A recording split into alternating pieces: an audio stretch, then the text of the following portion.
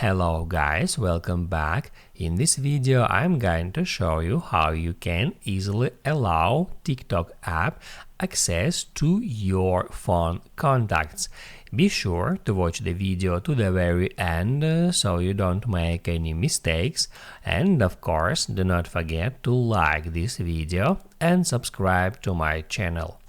So let's begin, and first open up settings. Then scroll down until you find Privacy and Security. Then tap at Contacts, and now you have to find TikTok in that list. Here it is. Then just make sure that this switcher next to TikTok turned on.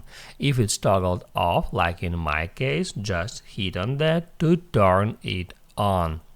When this switcher turned on, TikTok can get access to your phone contacts, and that may help you to find your friends on TikTok. Now you can write down in the comments below if you have any questions about that tutorial, and also I recommend you to check out my TikTok tutorials playlist, which you can easily find in description. Hit the like button if you liked that video, and see you in the next one.